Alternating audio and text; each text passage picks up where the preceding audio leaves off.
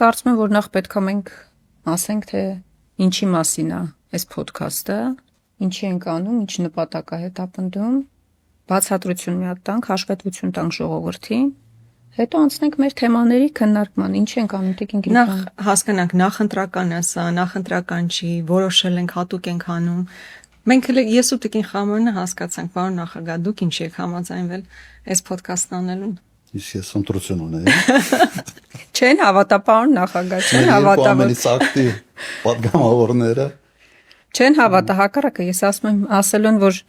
զենքը դրել եք մեր գլխին, համոզել եք, որ այս հաղորդումը պետք է անենք։ Այդ ճակատից գրած է, էլի,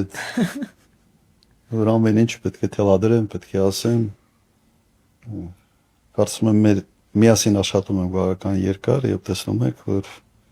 այդքան էլ այդպես չի, մեղմ ասած։ Մեղմ ասած այդպես չի։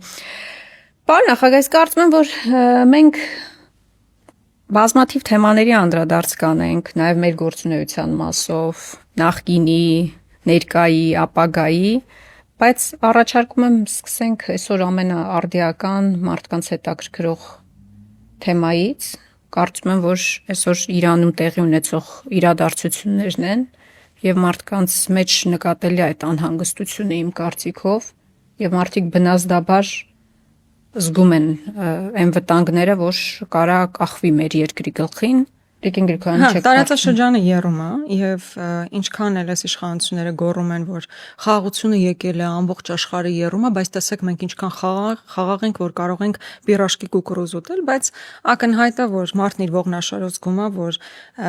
այդ վտանգներից կարող է ինքը անմասն չլինել։ Եվ վերջը եկեք իրար հետ քննարկենք, հասկանանք ինչ զարգացումներ են հնարավոր, Հայաստանի Հանրապետությունը ինչ դիրքորոշումներ պետք է ունենա այս տեղի ունեցող զարգացումների ֆոնին։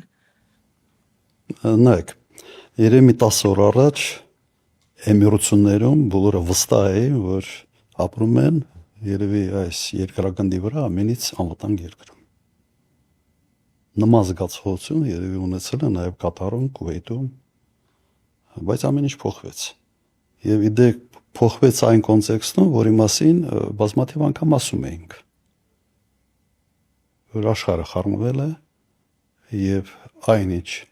կատարվում է աշխարհակական կենտրոնների միջև եւ ընդհանրապես աշխարհակարգի փլուզումը, վտանգավոր է ուղղակի անկանխատեսելի հետևանք։ Հայ սա դրսևորումներից մեկն է։ Եվ եթե փորձենք գնահատենք, թե ինչ կարող է լինել, ես կարծում եմ պետք է նայել անկյանտանք իսկ ինչ նպատակ է հետապնդում Միացյալ Նահանգները եւ Իսրայելը։ Նպատակը ակնհայտ է, հայտարարում են ոչ միայն ռեժիմի փոփոխություն։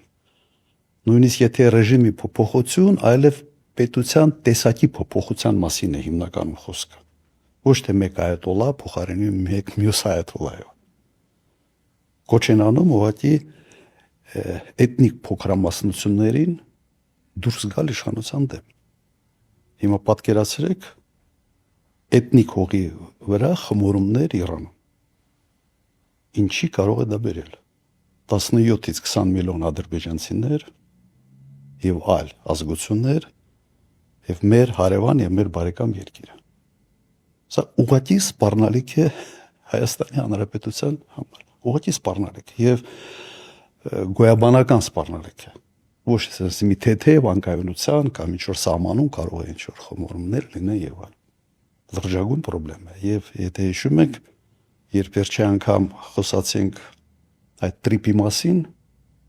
ես այն ժամանակ ասում եմ, ես չեմ տեսնում Միացյալ Նահանգների տնտեսական շահերը այստեղ։ Եվ հիմնական, այսպես հետաքրքրությունը դա Իրանի սահմանն է։ Այ փորձեք պրոյեկտել այդ ամեն ինչը Պարսից ծոցի այն հարավային ափը, քանի ռազմաբազա, որոնք պարզվեց, որ ուղղված էին հենց Իրանի դեմ։ Քուվեյթ, Էմիրություններ, Բախրեյն, Կատար։ Եվ այդ ամենը ինչ որ մի պահ սկսեց աշխատել։ Վտանգը չափազանց մեծ է։ Վտանգը պարոն նախագահ, այսինքն որ Հայաստանը կարա ներքաշվի ռազմական գործողությունների մեջ, թե որ Իրանից դեպի Հայաստան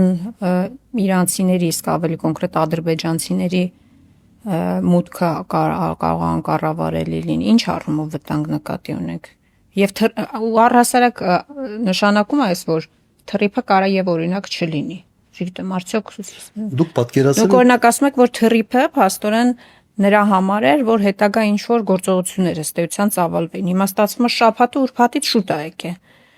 Այս դեպքում մեծաշով ամերիկային թռիփն էլ պետք չի գալու, թե հետագա արդեն վերադասավորված Իրանի համար կարա պետք գա։ Հիմա նայեք, պատկերացրեք այս վիճակը, եւ եթե տրիպը լիներ մի 5 տարի առաջ, օրինակ նման հարաբերակցությամբ։ Ես չեմ կասկածում, որ տրիպի 74%-ի այս հարաբերակցությունը նշանակում էր, որ բավական լուրջ նաև հետախուզական կենտրոն էր դառնալու Իրանի դեմ աշխատելու ուղղությամբ։ Եվ ինչ արեց Իրանը։ Օրինակ, բազաների նկատմամբ եւ ոչ միայն ռազմական բազաների, այլ նույնիսկ այլ կարգի կիսառազմական կառույցների նկատմամբ ինչ արեց Իրանը։ Եվ տպավորությունը այնպեսին է, որ հիմնական նպատակը նաև այս գործողությունները եղել է փչացնել հարաբերությունները Իրանի հարևան արաբական երկրների հետ։ Եվ այդպես էլ եղավ փաստորեն, որ այն երկրները գոնե որոնց հետ քիչ թե շատ հարաբերություններ ուներ, դրանց հետ էլ էլի հարաբերությունները Իրանի հետ մեր հարաբերությունները այդ հողի վրա վատարանա նույնիսկ միջև թշնամանալու աստիճանի։ Սա տարբերակ 1, տարբերակ 2, վերջապես, եթե Իրանը իսկապես էթնիկական հողի վրա սկսի պրոբլեմներ ունենալ, իսկ դա կոնֆլիկտներ, քաղաքացիական պատերազմ եւ այլ եւ այլ եւ այլ։ Ինչ է նշանակում դա Հայաստանի համար։ Գոյաբանական խնդիր է։ Եվ այս վիճակում Հայաստանը պետք է ուղղակի լրջագույն քայլերի դիմի առաջինը խուսափելու համար։ Մեր թեզը մշտապես որն էր։ Մի հայտնվեք խոշոր պետությունների շահերի բախման կետում։ Մի հայտնվեք։ Լավ տեղ չի դա հեչ։ Եվ երրորդ տնտեսական։ Նայեք, հիմա մենք բավական մեծ ծավալի առևտուր ունենք, օրինակ, Միացյալ Էմիրությունների հետ։ Եվ խոսքը գնում է ուղղակի նրա մասին, որ Էմիրությունները հաբ են եւ մի զգալի sense ծավալի ապրանքատեսակներ գալիս են Էմիրություններից եւ գալիս են մեծ այդ ֆուրերով Իրանի տարածքով։ Ինչ է լինելու այդ ծավալների հետ։ Նաև մեր զենքն է, չէ՞, օրինակ Հնդկաստանից զենք Հայաստան ներկրվում է, այդ թվում նաև Իրանի տարածքով։ Այստեղ, այսինքն ոչ միայն տնտեսական համագործակցության առումով կա խնդիր, այլ նաև ռազմական ներկրումների առումով Իրանի տարածքով որոշակի խնդիրներ կան առաջանալ։ Իհարկե, ոչ ոք չգիտի թե ինչքան երկար կտևի հենց պատերազմը, այս թեժ պատերազմը, եւ ոչ ոք չգիտի թե այս պատերազմից հետո քանի տարի է պետք լինելու այդ հարաբերությունները վերակառուցելու համար Իրան Էմիրություններ, Իրան, Կատար եւ այլ արաբական երկրների։ Սաուդյան Արաբիա։ Ամենամեծ խնդիրն է թե Իրանը ինչպես է պահպանվելու, իր տարածքային ամբողջականությունը պահպանելու այս կոնֆլիկտի արդյունքում, թե չէ, ինչ ռեժիմ է այնտեղ հաստատվելու, որովհետեւ մենք մեծ հաշվով մերձավոր արևելքում ինչ ենք տեսել Իրաքի դեպքում, Սիրիայի դեպքում, հետո նաեւ Լիբիայի դեպքում, որ ռեժիմի փոփոխությունը հեչել չի նպաստել, որ երկիրը ավելի լավ վիճակում հայտնվի, կամ այսպես մասնատվել է երկիրը, կամ քաղաքացիական բախումներ են եղել, այսինքն ինչքան խորանում է Իրանում անկայունությունը, այնքան ինքը այսպես ռեկաշետով գալիս է մեզ վրա, տնտեսական առումով եւ ոչ միայն։ Ես օրինակ բազմաթիվ բիզնեսմենների հետ եմ խոսել, ովքեր Իրանից ներկրումներ են իրականացնում տարբեր ոլորտների, սկսած նրանից, որ այնտեղ դրամի արժեզրկում կա, այստեղ արդեն խնդիրներ է առաջանում։ Գումարով գնում են ու հետո այնտեղ մի խոսքով խնդիրներ կան նաև դրամի արժեզրկման հետ կապված եւ մեր այդ ապրանքաշրջանառության մասով շատ լուրջ խնդիրներ ենք ունենալ։ Այսինքն երկու կետ ունենք աշխարհի հետ հաղորդակցվելու Վրաստան, Իրան, Իրանում այս բան արդեն խնդիրը կա ու պարզ չի թե դա ոնց կհանգուցալուծվի, Վրաստանում տեսնում ենք ֆուրերը կանգնած, քաղաքական մեծ հաշվով խնդիր է եւ այս իշխանությունները չեն կարողանում լուծել այդ խնդիրը, ու մենք այն որ առավոտից իրիկուն գոռում են մենք ապաշրջափակվեցինք, մենք ապաշրջափակվում ենք, խաղաղությունը հաստատվել է, բարձրացնում ոչ էլ հաստատվել է, երկու երկրներ Թուրքիան, Ադրբեջանը փակ են պահում,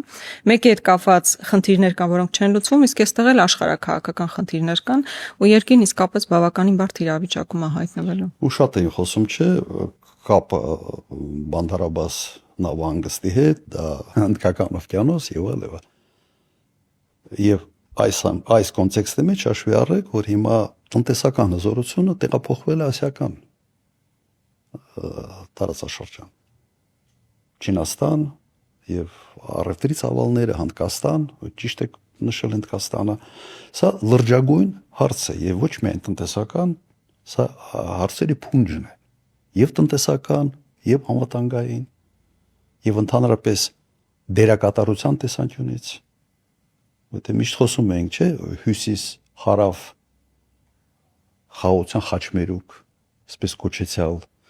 այս իշխանությունների սիրած թեզը, որը իդեպ Ալիև ընդամենը 2 շաբաթ առաջ մերժեց այնպես ուղղակի արհամարանքով, թե երբ Բայդենը հետ կգա խաղաղության խաչմերուկից կսկսի խոսալ։ Բայց սա լրջագույն խնդիր է եւ այս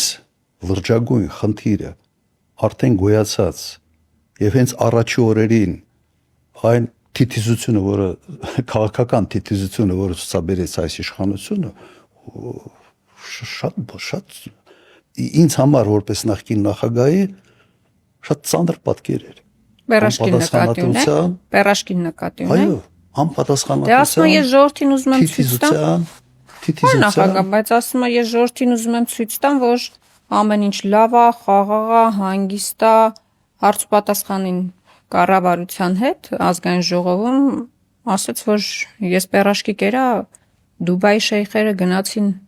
Դուբայ մոլում նստեցին ի ցույց ժողովրդի, որ ամեն ինչ լավ է։ Միջազգային տրենդ է թելադրում։ Կարող է մի տեսակ մենք ենք շատ գույները խտացնում, սևացնում, հորետեսությունը մի տեսակ կարող է մեր մոտ շատ է, կարող է իսկապես ամեն ինչը լավ է։ Նայեք, մենք Մեզ ոչ մի բան չի լինի, մենք Թուրքիայի Ադրբեջանի հետ հարաբերությունները կկարգավորենք, Վրաստանին Իրանին կգա փոխարինելու Թուրքիան ու Ադրբեջանը։ Կարող է ասենց էս է ռազմավարությունը։ Այդ մի հին անեկդոտ կար այդ բանի մասին, Լենինի մասին էլ, որ ասում է пролетарская революция, необходимости, которые говорили большевики, свершилась, а это вершилось, а теперь танцы. Հիմա լրիվ ճիշտ հակառակն է։ Եթե այս սպառնալիքները մենք լուրջ չենք ընդունում, եթե այս սպառնալիքների նկատմամբ վերաբերմունքը այդպիսինն է, ապա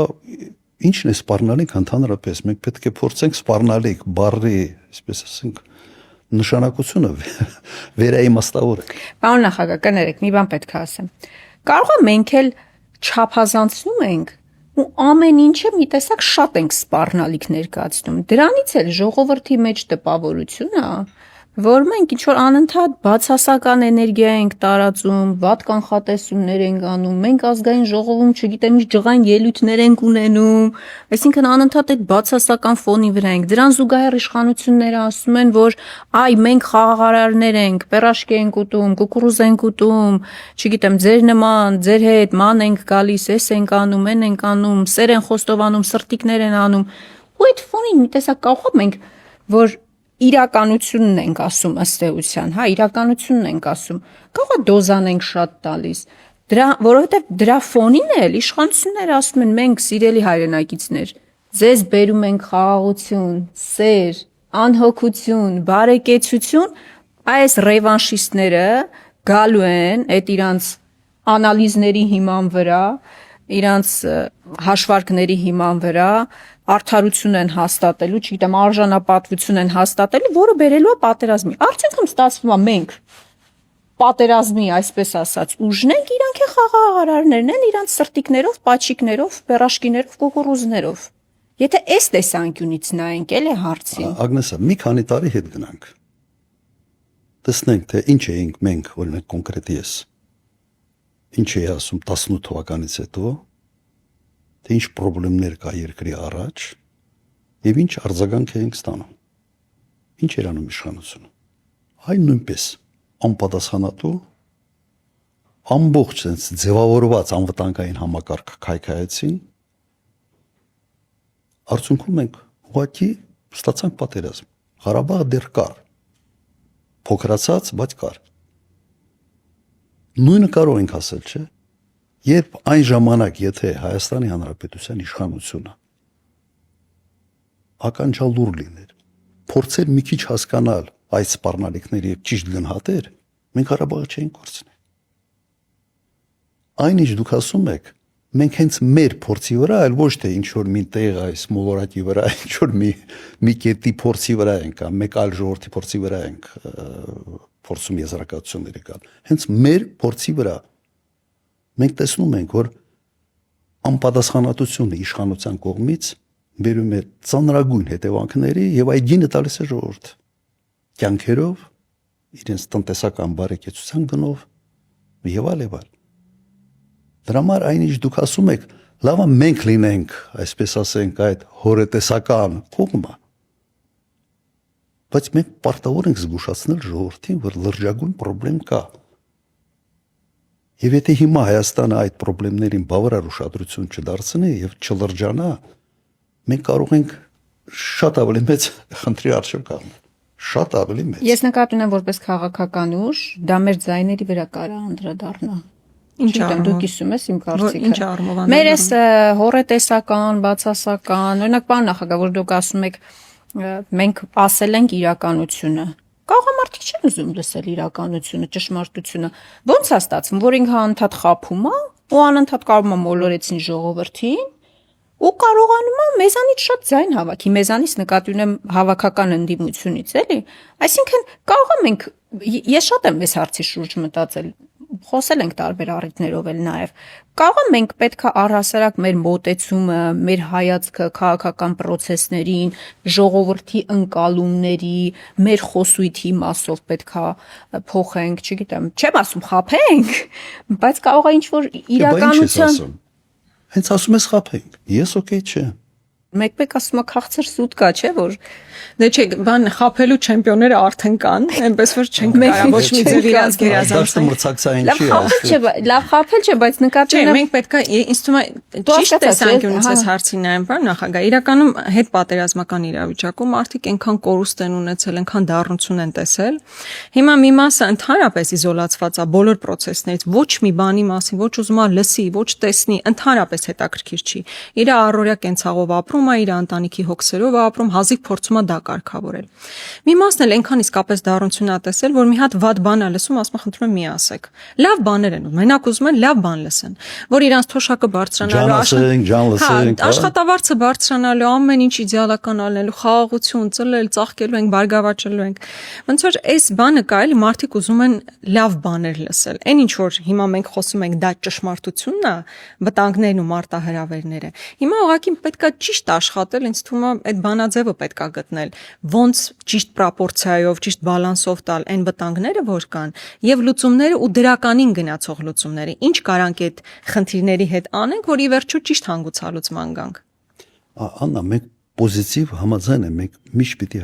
հաղորդենք, բայց մենք չենք կարող ստել վտանգների մասին եւ չենք կարող ստել